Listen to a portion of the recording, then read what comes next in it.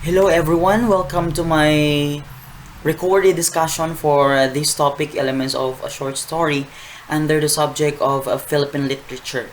So today we will talk about the elements of it and how we are going to dig deeper on the topics given or the subtopics given on these elements of a short story. So let's start first in identifying, or let's just have a short review of what is really a short story. It stated there that short story is shorter than a novel. Why is it shorter than a novel? Because if we say novel is a series of events na pinagdugtong-dugtong through chapters. But if we say short story, is only yung tinatawag nating characters, they're dealing events but short lang na talagang naglilink in a certain setting, in a certain scenario. So yun yung short story at saka in a form of narrative. So a sort of background that short story also, or through yung written stories na binabasa natin, they are reflecting to an oral tradition before. Kasi nga before, wala pang tinatawag na written or written form, kaya nagkakaroon tayo ng oral tradition. But nowadays, I think we are more advanced in terms of how we're going to express with ourselves in creating literary text, especially in creating story, na pwede mo namang gawin mag-encode, or you can do writing. So it's very simple as that. And that is a short story. Now, pag-uusapan natin under the short story is setting. If we say setting, ito yung tinatawag nating description, where and when. Pinaka-basic yon. Like for example, sinasabi natin sa tabing ilog, sa tabing dagat, at the right side of the corner. Tapos sinasabi mo at 12 a.m. when. That is part of the setting. Next is, in a short story, fewer settings compared to a novel. It means that sa short story, merong limited lang yung settings. At saka sa novel, series of settings. For example, yung chapter 1, yung settings nila is sa Nasipit. Tapos yung chapter 2, yung settings nila is sa Carmen. Tapos, i-describe pa saan ba sa Carmen? At saka anong oras, anong time. What are those people around that place? So, ganun yun. And the time is more limited in a short story. If you have read already the short story of Pagong at si Matching, and that's it. Very limited talaga yung oras. At saka, one of the questions of the students, nagtataka sila, Sir, why is it if we say short story, ba't ang haba? Dapat short lang, short lang yung babasahin namin. Paano nagiging mataas yun? Actually, we're talking about short story because one of the factors of that is the time is limited.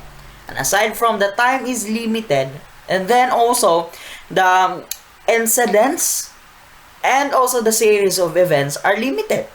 Kumbaga, hindi naman sa masyadong limited talaga, but hindi mahaba talaga that you are expecting more, that the event will go deeper, will go more than that what you are expecting with.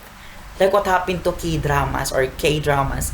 So, it's different. Kaya nga nagiging short story siya kasi nga, ganun. Short lang yung time niya, and also the settings described, and also the events. Yun, kaya nagiging short story.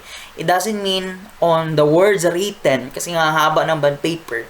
But actually, it depends upon on the time or the settings, and also the series of events given in the short story. Then kasi nga pag sinasabi nating setting, it's not only the time, it's not only the place, but considers geography. Ano ba yung geography? Like for example, dagat siya, the weather, ano ba yung weather that during that time, or the time of the day, yung sinasabi ko kanina, yung specific, like if we say 9 a.m., 12 p.m., ganon. So, social conditions. What are the social conditions? Yung the people around you. Paano ba yung social conditions, like what happened nowadays? People are wearing masks. So, papasok sa isip mo that if you say people are wearing masks, then probably there is what we call contagious disease that's spreading during that time. And that's part of the setting. And if we say coronavirus, then what is the setting? The year of 2020. Di ba?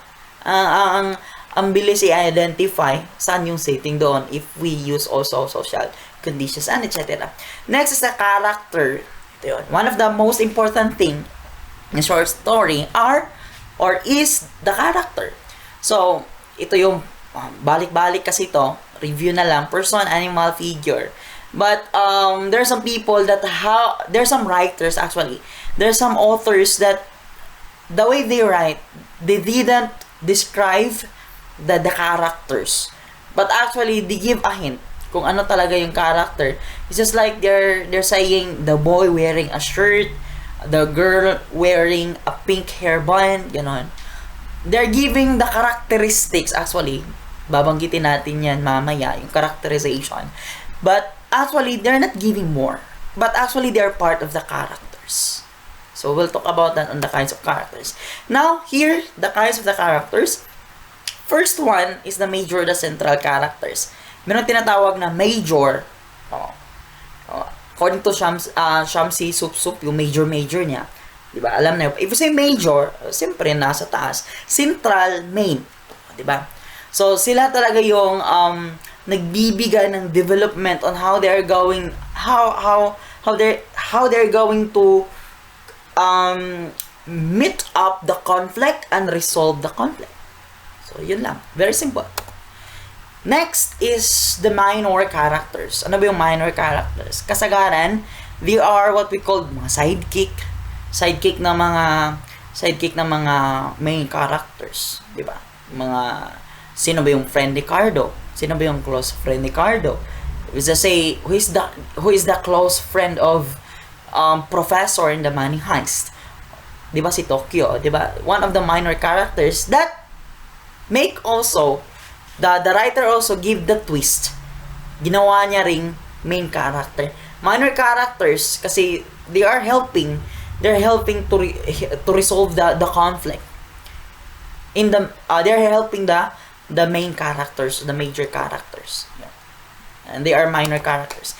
And next, dynamic. If say dynamic is ito yung let's just say butan siya karon. Character who changes over the time. For example, butan siya karon because of the situation. Tapos, naabtan og isa ka bulan, then probably, sa bayang batasan, then that's a kind of a dynamic character. Pero, they are the people resolving or helping to resolve the conflict. Iba yung round character. So, we'll talk about that round character also after this one. So, that's one of the kinds of character, dynamic, resolving or they are helping to resolve the conflict or facing the major crisis. Kadalasan sila yung namamatay. For example, mahuhulog na sa bangil, then probably that certain character will help the main character to save the main character's life. So ganun yung mangyayari ng dynamic. Next, yun na, resolving the conflict of the story in the major role of the character. And the kinds of the character first, the fourth one is static. Ano ba yung static? Yun lang talaga. Sino ba yung static? Lola Flora and Provinciano. So that's one of the example of the static character in a fictional work of art. And also in literary text that we will talk on Philippine literature, you will encounter also static characters. Dami nila. The number 5, the round character, yung sinasabi ko kanina. If the dynamic character is helping to resolve the conflict or the main conflict, dito naman sa round character, pabago-bago yung character nila and they are the one often, he or she is often portrayed as conflicted and contradictory person. Kumbaga, they're helping, this round character helping to guide the main character to misguide the character para hindi gawin yung pagre-resolve ng main conflict. which is the dynamic character helping. Kumbaga, this is dynamic is positive, tapos ang round character is negative. Maghihila dito sa negative yung round character, yung dynamic is maghihila naman sa positive way. Ano? Next is a flat character. Kung sinasabing flat, opposite ng round character. Personality is notable for one kind of personality trait or characteristic. So parang nagiging static rin yung character ng flat character. Then stock become conventional, stereotypical through repeated use in particular types of story. Kumbaga, this is the useful one. Kasi nga, if yung author ng isang story, probably he or she will give a certain character na magbibigay rin ng buhay ng story, then ito yun, the stock character. Next is the protagonist. If you say pro, anta-pro. Pag sinasabi nating pro, sa yung bida, central person in the story. Tapos, Cardo, let's just say, sino pang mga characters, especially, Pagong at si Matching, you know is the protagonist there. Sana yung bida. And the antagonist character, so they're the antagonist characters is yung opposite ng protagonist. Then anti-hero, ito rin yun, who lacks conventional nobility of mind and who struggles of values not them universally admirable. Kumbaga, nag-aantay ng hero. It means that this character doesn't always agree with the main character. So that's it. And foil character, a character who does not, parang foil method ng mathematics, who does not succeed in the end. Kumbaga, ganun lang. Parang, probably, parang gulong. Like, if this character is, meron siyang plano na papatayin yung main character, then fail. Kasi naunahan siya, pinatay niya una. Gusto niyang patayin yung main character, but nauna pumatay yung main character sa kanya. So that's foil. Next is symbolic, major and minor characters. Every existence represents major idea on the aspect of society. So, pag sinasabi nating if we say negro, negro, nowadays, ano yung trend ngayon? Ang dami nag-protest because of what's really happened to Floyd. So, if mayroong negro sa isang story, then probably you will think about Floyd. Kumbaga, nagiging symbolic na siya. Then, characterization tayo, deals with how the characters in the story are described. So, paano ba dinescribe yung character? If Anna is wearing the white shirt, if Anna is wearing a pink headband, ganon. If Anna is wearing a high-heeled shoes, ganon. Is the way in which an author chooses personality of the character. Paano ba? If I'm the writer right now, how am I going to convey you to read my literary text? Paano ba kita iimbitahin? Through how am I going to give also the personality of the characters. Then characterization sa technique, ganon. And how you're going, ito yung term put to life, or nakalagay dyan, come to life. So paano natin binigyan ng buhay yung mga characters?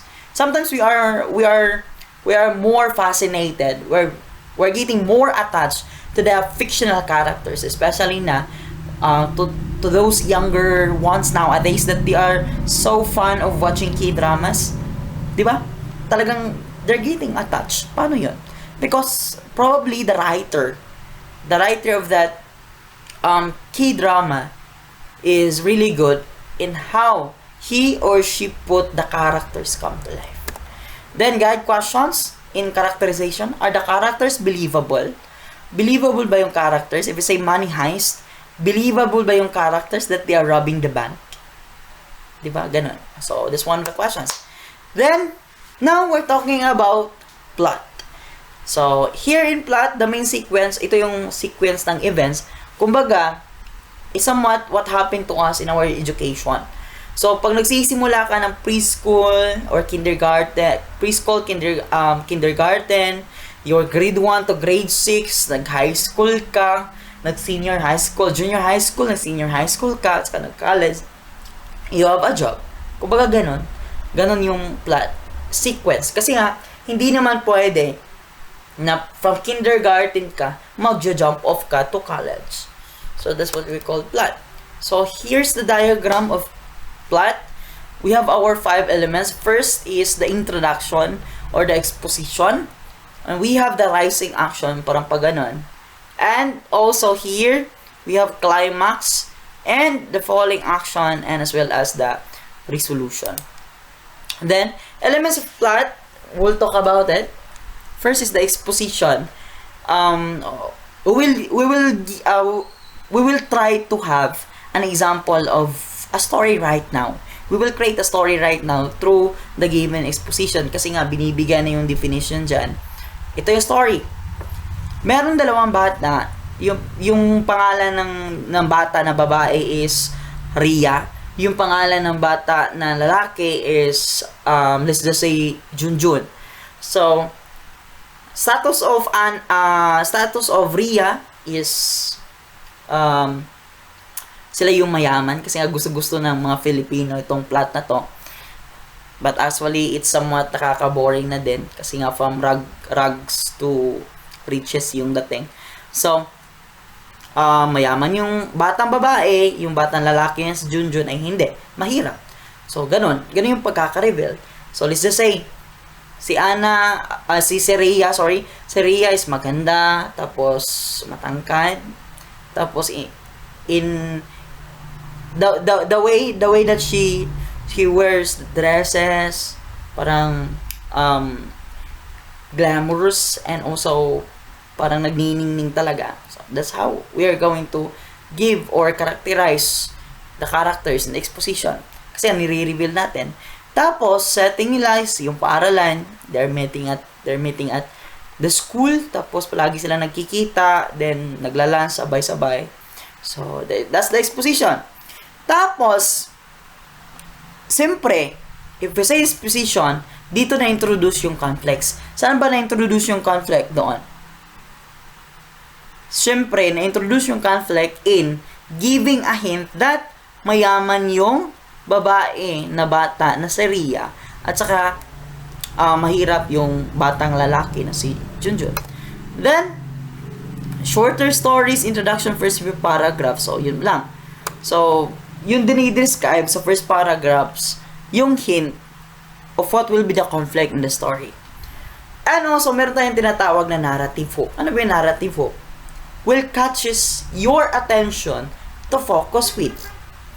So, ano ba yung nakakatch yung attention nyo? Siyempre, mga bata sila, maganda, gwapo, kaso lang, mahirap, mayaman. And that's the narrative hook. At saka sa rising action, ito na yon. At school, kasi nga mga bata pa sila, elementary, hanggang nag-high school sila, their parents observing that they are close friend, at saka nagkakaroon ng hint yung parents na baka magkakatuluyan sila, ano na lang yung magiging buhay ng babae, yung batang babae, if the guy, yung batang, I'm so sorry for the term, yung batang lalaki could not finish the studies at saka mapariwara yung buhay ng batang babae. Kasi nga nag-high school na sila. So, parang nagsisimula na yung conflict. So, at saka, dito naman is parang there are times na nagkakaroon ng happy moments. Nagkakaroon din ng conflict like munting masagasaan yung babae kasi nga tumatakbo sila, nagmamadali, diba ganon. Muntik nang let's just say mabuking in our term, mabuking ang ilang relasyon mabuking ilang relasyon to their parents. Oh, that's a rising action. Tapos, siyempre, that giving of rising action, you'll get more excite. And pagdating sa climax, ano yung climax nila? And they finish high school. Pag finish nila na high school, then they need to go college. Anong ginawa ng parents na mayaman na babae? Then they separate. Na hindi alam ng lalaki. Na si Junjun. Hindi alam ni Junjun na lumipat na pala ng tirahan sila Ria. At saka, nag-school si Junjun kasi nga nabigo, ganon. More sadness. Tapos, more sadness sa dalawa, kay Ria at saka kay Junjun. So, that's the climax. Tapos, pagdating sa falling action, kasi nga, dahan-dahan na bumangon si Junjun, nakagraduate siya, naghanap ng trabaho, at saka dahan-dahan siyang hinanap, falling action. No? Includes events that will help to fully resolve the conflict. Habang naglalakad si Junjun, may matanda siyang natagpuan. Ang pangalan ay si Mang Tanyo. O, natagpuan niya si Mang Tanyo at saka tinanong niya if meron bang Ria na pangalan at saka Ria Salvador yung pangalan. Kasi ginagawa natin ng character. Ria Salvador, yung katira dito, and blah blah blah. At saka, siyempre, sino yung character na nag-help kay Junjun. So, that's part of the falling action.